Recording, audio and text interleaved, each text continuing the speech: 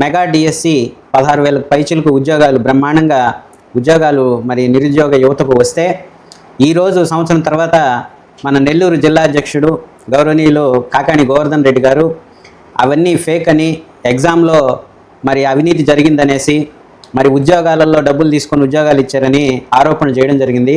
అందుకు మేమేం చేసామంటే తెలుగుదేశం కార్యకర్తలుగా ఒరిజినల్గా ఎగ్జామ్ రాసి జాబు రాని ఒక వ్యక్తిని మనం కలవడం జరిగింది.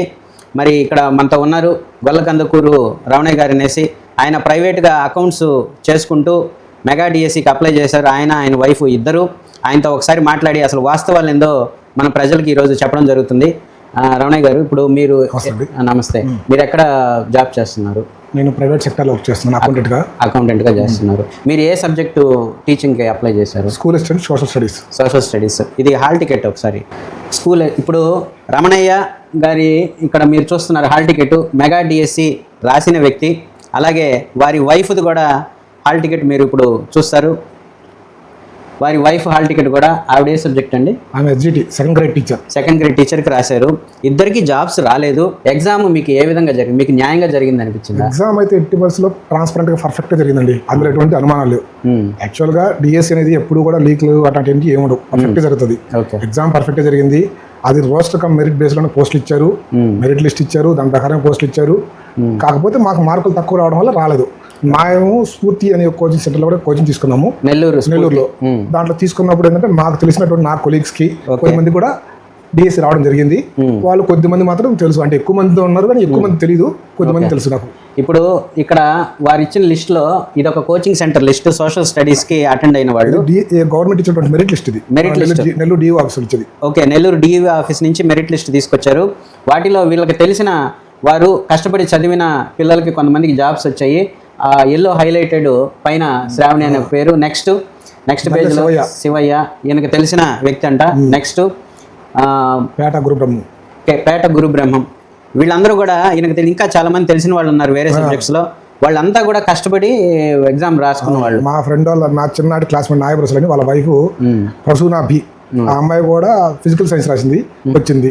ఓకే, ఆ అమ్మాయికి వాళ్ళ కోటాలోనే రావడం జరిగింది. ఇప్పుడు వీళ్ళంతా డబ్బులు ఇచ్చి వచ్చారని వైసీపీ వాళ్ళు ఆరోపిస్తున్నారు. డబ్బులు ఇచ్చేది అయితే అది నాకు తెలిసి ఇప్పుడు శివయ్య అబ్బాయి వీళ్ళంతా కూడా చూసాం కదా, వాళ్ళు క్లాస్ లో కూడా బాగా చదివేవాళ్ళు, క్లాస్ లో కూడా మంచిగా మార్కులు వచ్చాయి, అలాగే వచ్చాయి. ఆ శ్రీచ్ శ్రావణి అనే అమ్మాయి అయితే ఎప్పుడు ఎగ్జామ్ ఇన్స్టిట్యూట్లో ఎగ్జామ్ పెట్టినా ఫస్ట్ మార్కులు వచ్చేది. ఓకే, అలాగే ఇప్పుడు కూడా అలాగే వచ్చింది.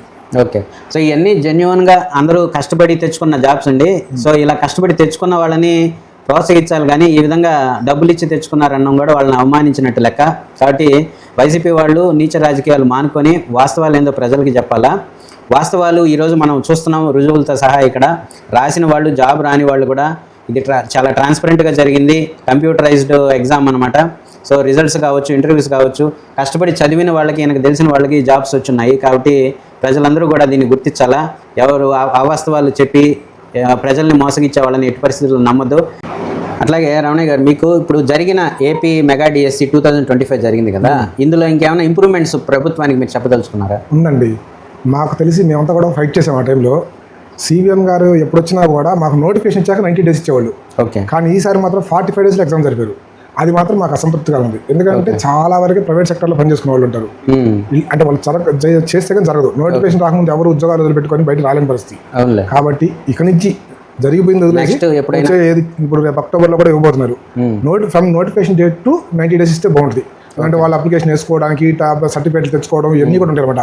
టైం వేస్ట్ కాకుండా ఉంటుంది, రివిజన్కి కొంత టైం అవకాశం వచ్చినట్టు. ఓకే, వీళ్ళంతా కూడా నిరుద్యోగులు కూడా వాళ్ళు చెప్పడం ఏంటంటే చిన్న చిన్న జాబ్స్ చేసుకుంటూ ప్రైవేట్ సెక్టర్లో వాళ్ళు ఎర్న్ చేసుకొని ఎగ్జామ్స్కి అప్లై చేసి రాసుకునేవాళ్ళు. కాబట్టి వాళ్ళకి 90 days టైం అనేది ఫ్రమ్ ద నోటిఫికేషన్ డేట్ ఇస్తే ప్రిపేర్ అయ్యేదానికి, కోచింగ్లు తీసుకునేదానికి, అన్నిటికీ కాంపిటీషన్ ఎదుర్కోవడానికి వాళ్ళకి తగిన టైం కావాలని వాళ్ళు రిక్వెస్ట్ చేస్తున్నారు.